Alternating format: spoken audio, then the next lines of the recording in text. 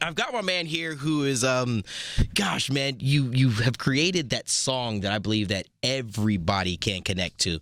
James Arthur in the building. How you feeling, dude? What's up? I'm good. How are you? I've got to say, this record that you have now that has really taken over here stateside that you've been sitting with for a while, man. Let's start with Say You Want. First off, how do you hit those high notes, man? You know, it's weird because I never used to have falsetto at all, really. I never used to have that in my locker, but I started to just sing all the time in falsetto a few years ago, just to try and strengthen it up, and now it's in a decent spot. So how amazing is it to know that this record, filled with so much emotion, so much passion, so many true lyrics, is connecting globally. Well, it's like the ultimate sense of achievement, you know. I didn't expect this album to do so well. I just knew I had to make something really honest after the couple of years that I went through, and it's something that I could look back on and feel really proud of. And it's been insane the way that it's connected and the way that people are receiving it. I'm just like super humbled by the whole thing. Let's talk about the beginnings. I mean, it's coming from the UK X Factor, being a part of what has become normal now to really discover and expose artists. What was your initial thought when trying to be a part of a television TV reality show? Well, it was never really in my plans. It happened sort of by mistake that I did the X Factor. You just like randomly stumbled upon an audition with thousands of people in line? No, man, it was actually a mobile audition. So they now take like a truck around the country.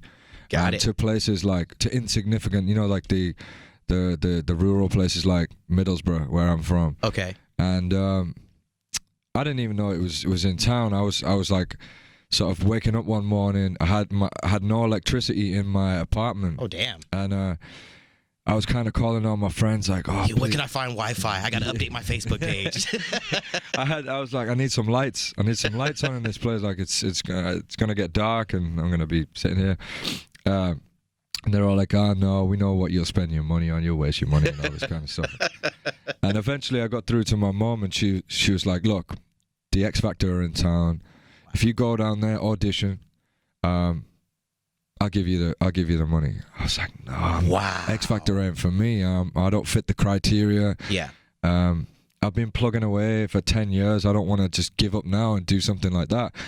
So. But I needed the money, so I went down. I needed lights. Yeah, I needed Make sure lights. my milk didn't spoil in the refrigerator. Yeah, so I jumped to the back of the queue, and I thought about leaving it a million times, and thankfully I didn't. I played them one of my original songs, and they like fast-tracked me straight to the TV auditions. Oh my gosh, dude. And next thing I know, I won the X Factor, and it was a crazy time, man. It was a strange thing. I was in a fish tank, everyone knew who I was really quick, so I didn't really do too well with that.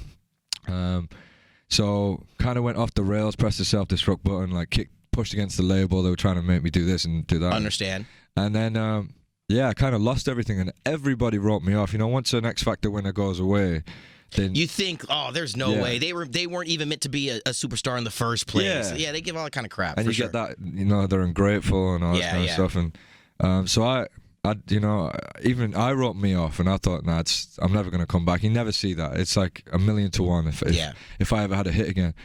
But after 2 years of like wallowing in self-pity, I thought I'm supposed to make music. What does it mean to you to have that self-confidence, for you to, I don't want to say find yourself, but for you to, to really go through those moments where, you're sitting at home, or you're in the corner of a pub, and you're kind of going through those moments like thinking like, damn it, you know what I mean? Maybe I should pick myself up by the bootstraps and really just get back on the horse and go for it. Like, what does that mean for you to come out on the other edge and to really, know that you had deep down inside that belief that you could? Yeah, I mean, this is exactly what this album is about. It's about that moment when you say to yourself, look, I need to be kinder to myself. Yeah. I need to love myself more. I'm really beating myself up here, like, and I'm right at the bottom now. I'm on the floor. I'm kicking myself while I'm down, kind of thing.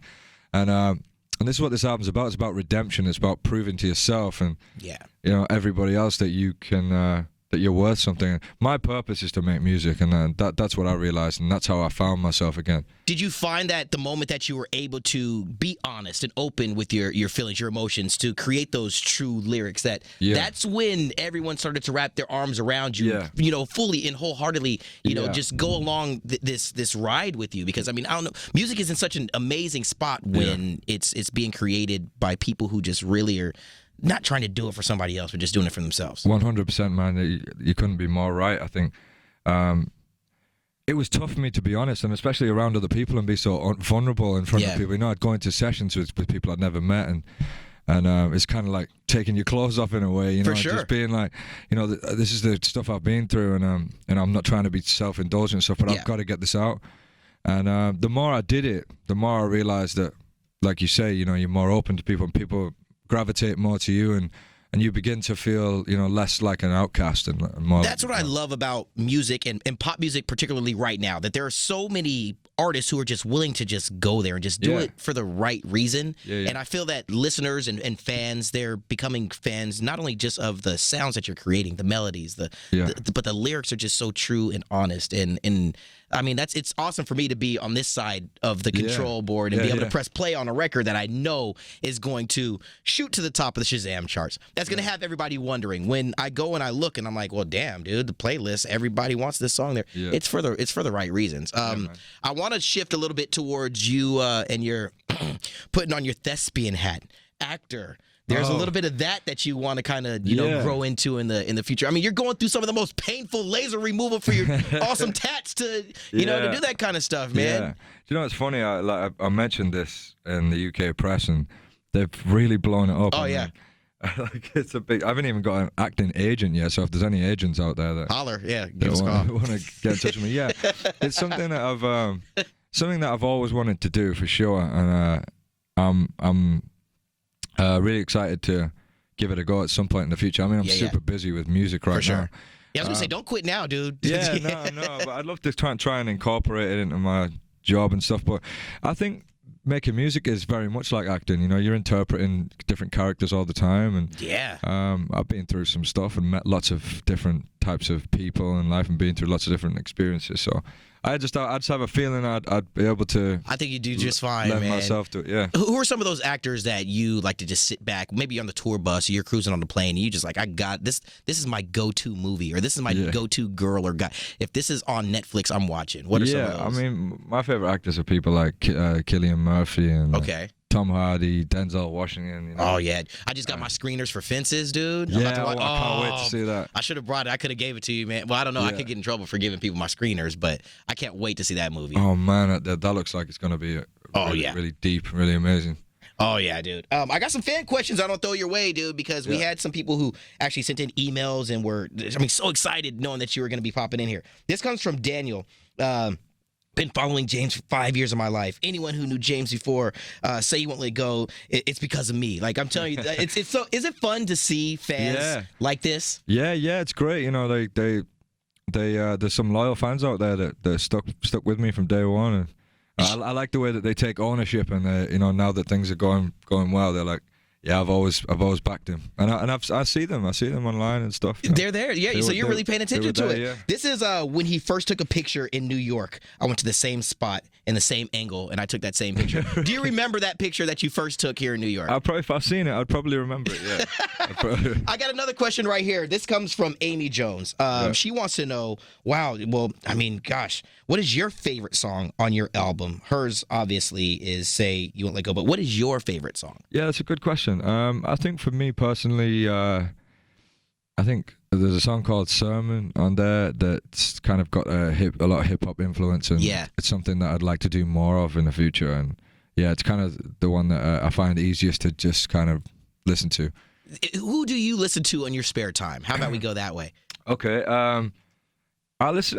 Funnily enough, I listen to a lot of bands. There's a band right now in the UK called Catfish in the Bottle, man. I listen to a lot of hip hop, Jay-Z and Drake, and there's a singer called Alan Stone. I don't know if you've heard of him. He's gonna go now, dude, with an endorsement from you, man. Tori Kelly. I've been listening to by the way, fun fact, she and I had the same birthday. Really? Just gonna throw it out there, December 14th. Just saying. Tori Kelly, holler at me, girl. Yeah. You know what I'm saying? We could do a joint birthday party. Yeah. You know? Lastly, man, I want to know, what do you hope fans who are becoming new fans of James and your music and your story, what do you hope fans take away, not only from this collection of work with your album, but just who you are? Yeah. I hope people recognize that from the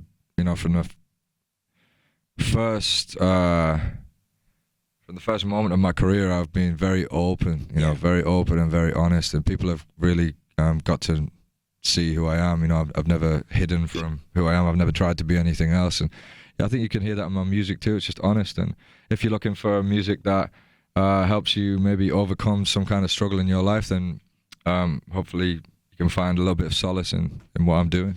You've created that song. I don't know if anybody's told you, but this is going to be the one that is, and I don't want to stereotype it or put it in a particular corner, but it's going to be that wedding song that people are, they're loving that other person that they love, to this. They're dancing with their dad. They're for years to come, man. And I hope you understand that you've really created a song that that's special, dude. Hopefully, man. Really? Hopefully that would be a blessing. Well, I think you're on the right track, dude. Yeah. You know what I'm saying? It's my man James Arthur hanging out, Z100. Let's give him a round of applause from the room, please, just so I can make sure that I'm not the only one up in here. There it is. Appreciate your time, bro. Thanks Seriously, for having me, dog. sir. I appreciate your support. Thank you.